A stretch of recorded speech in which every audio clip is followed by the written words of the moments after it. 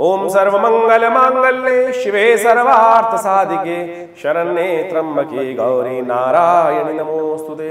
नमस्कार, स्वागत है आपका आचार्य वाणी में। मैं आचार्य विक्रमादित्य आपके साथ हूँ। देखिए मीन राशि वालों, आपकी राशि के अनुसार से आने वाले समय में ग्रहों का योग कैसा रहे। 28 अक्टूबर को ग्रह गणना विशेष तौर पर दिखा रही है पूर्णिमा और साथ साथ शनिवार का अवसर है।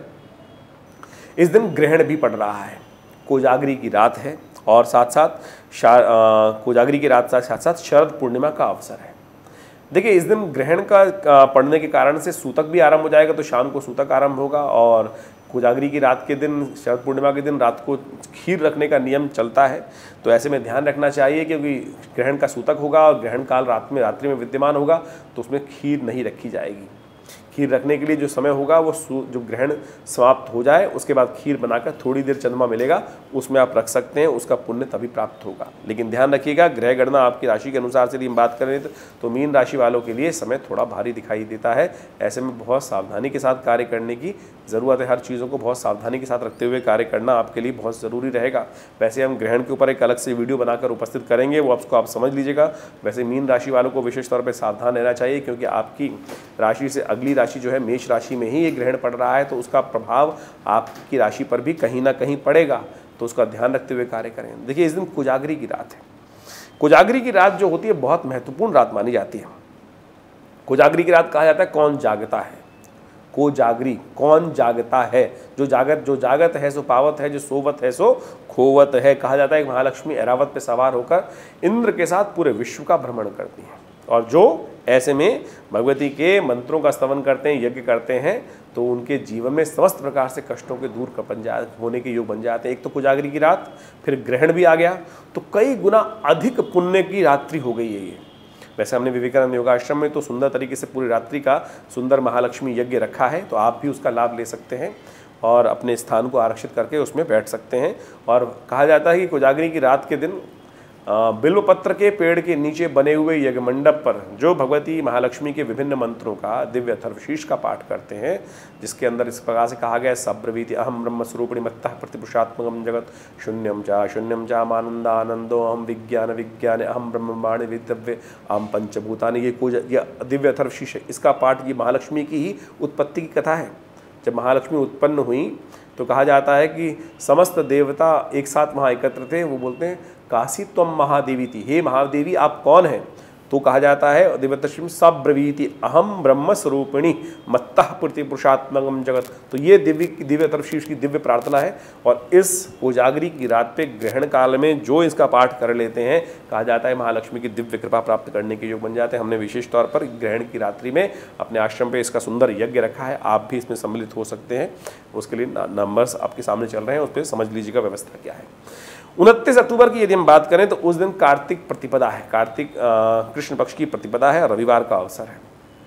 29 तारीख से कार्तिक का महीना आरंभ होगा।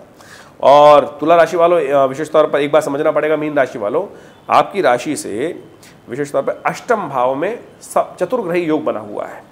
ये कहीं ना कहीं कष्ट देने के योग बना सकता है, कहीं ना कहीं आपको अकेला कर सकता है, कहीं ना कहीं लोग आपको कहीं ना कहीं कष्ट देने के योग बना सकते हैं, क्योंकि विश्व के लिए भी ये युद्ध का संकेत है।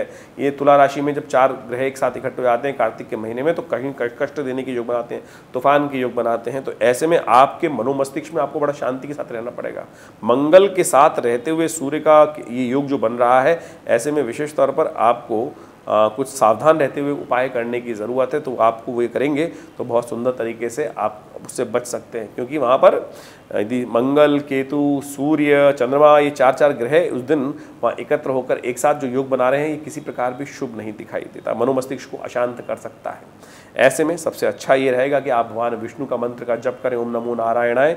इससे कल्याण के योग बनेंगे, कष्ट भी दूर होंगे। और सबसे अच्छा ये है कि आने वाले समय में आप लोगों से भिड़े ना, अननेसेसरी की भिड़ंत लोगों के साथ परेशान कर सकती है आपको, लोग आपको अलग कर सकते हैं, आप थोड़े से समूह से बाहर हो सकते हैं, आप चलती हुई गाड़ी को कहीं ना कहीं रोक ना लगवा दें। ऐसा ध्यान रखें। हनुमान जी का पाठ करना आपके लिए बड़ा सुंदर रहेगा, हनुमान जी कृपा प्राप्त करने का सुंदर योग है, तो उनकी पूजन करें, उनकी कृपा से कष्ट दूर होने के योग बन सकते हैं। 30 अक्टूबर को ग्रह गणना विशेष तौर पर बहुत ही विचित्र बन रही है आपकी राशि के अनुसार से। राहु परिवर्तित होकर आपके लग्न में आ रहे हैं, और ये लग्न में राहु का आना, द्वितीय भाव से आपकी राशि से ये लग्न में आना किसी प्रकार भी थोड़ा सा कष्ट के योग दिखाता है। नैसर्गिक दृष्टिकोण से सबसे ज़्यादा ताकतवर ग्रह माना जाता है राहु। इसके लिए हम अलग से वीडियो बनाएंगे, लेकिन फिर भी आपको थोड़ा सावधान रहने की ज़रूरत है। चंद्रमा परिवर्तन करना आपके लिए शुभ दिखाई देता है, लेकिन राहु का परिवर्तन आपके लिए थोड़ा भारी है। कोशिश ये करें आप गेहूँ इत्यादि का दान करके इसके कष्टों को दूर करने का योग बनाएं। सूर्य का विशेष तौर पे पाठ करें और उससे आपके कष्ट, परोपकार विशेष तौर पे करने का प्रयास करें।